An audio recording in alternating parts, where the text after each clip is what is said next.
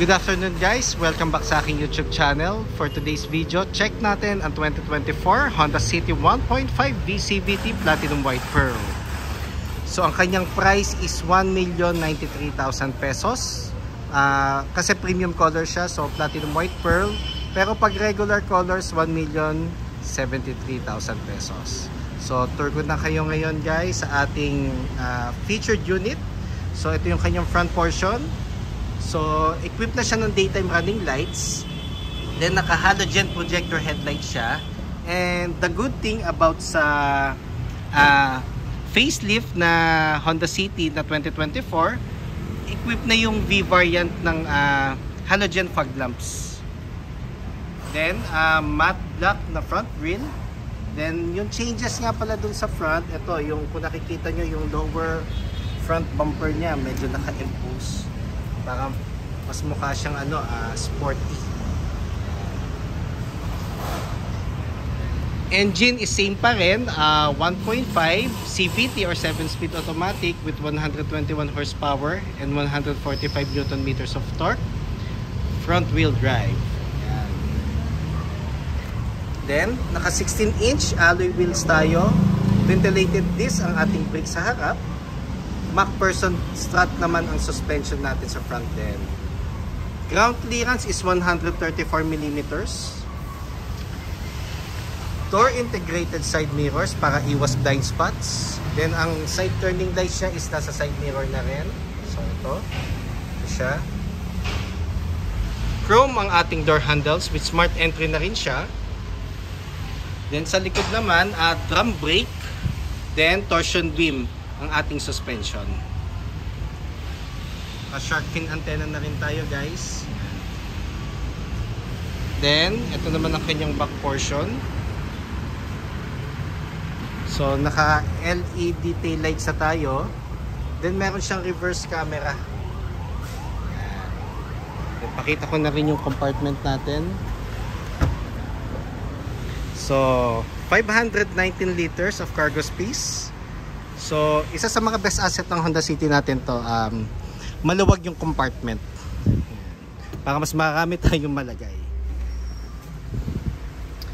Spare tire is donut type. Ayan. And pakita ko ulit yung back portion.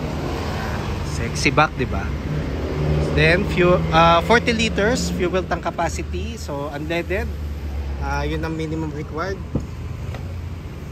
Then second row, yung retain ang texture ng ating accent sa gilid with fabric. Ang texture pala ng seats natin is fabric din. Ayan. Then fixed pala yung headrest natin guys. So hindi siya na-adjust. Then light gray ang ating ceiling. Then aircon vent. So, wala lang siyang dalawang power outlet like yung City RS. Ayan. Then guys, equipped na rin nga pala ito ng Honda Sensing. So, lahat ng variants ng City natin, meron na siyang Honda Sensing guys. So, yun yung additional safety feature ng facelift na City natin. Ayan. So, andito tayo sa front portion. So, pakita ko lang yung sides. Ayan. So, urethane din. Power folding side mirrors, controls for the side mirrors, central door lock, power windows. Ayan. Then, ito yung ating steering wheel. So, leather wrap na rin siya.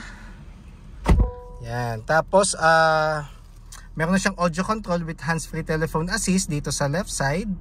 Then sa right side naman meron siyang Honda Sensing na controls din like adaptive cruise control and lane keep assist. Ayan.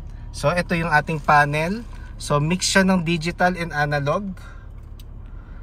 Ayan. So colored na yung pinaka natin, digital panel sa center. Push start button. Then meron tayong 8-inch na touchscreen audio unit with Apple CarPlay and Android Auto Ready. Then, aircon buttons natin is na dito side, sa baba ng head unit. Then, ito yung kanyang thermostat, and ito yung kanyang fan. Then, ventilation, ito rin. Then dito sa lower portion, meron tayong dalawang USB ports. Then meron tayong power outlet. So kung dito mo ilalagay yung dashcam mo, plug and play, no problem. Yan. Basta wag lang may itatap na wiring kasi medyo sensitive kasi ang Honda Sensing. Yan. Tapos 2 cup holders. Ito yung transmission. So icon button. Itong portion na to, lalagay natin yung manual key pag na-discharge yung battery para ma-shift lang natin yung gear to neutral just in case na ma-discharge ang battery mo. Yan, then handbrake, armrest, then meron siyang console box, then dito sa panel meron siyang glossy black portion, tapos dito leather na rin ang garnish or trimmings, tapos glove box. Yan. So guys, just in case na you have any concerns, quotations, test drives, parts, and service appointment, don't hesitate to call or text 0906-386-8937 or visit me at 141 Quezon Avenue, Quezon City, and look for me, Ross Oliver Cruz, ang inyong friendly sales executive here at Honda Cars Quezon City. And guys, pa-follow na rin pala sa aking Facebook, Ross Oliver Cruz, and pa-subscribe na rin dito sa aking YouTube channel para maging updated kayo sa mga susunod na videos. And nga pala, by September 13, 2023, ilalunch na namin yung all new CR-V. So hopefully maka-join kayo sa aming open house by September 13 dito sa Honda Cars Quezon City. So looking forward to meet you here, guys. Thank you and God bless.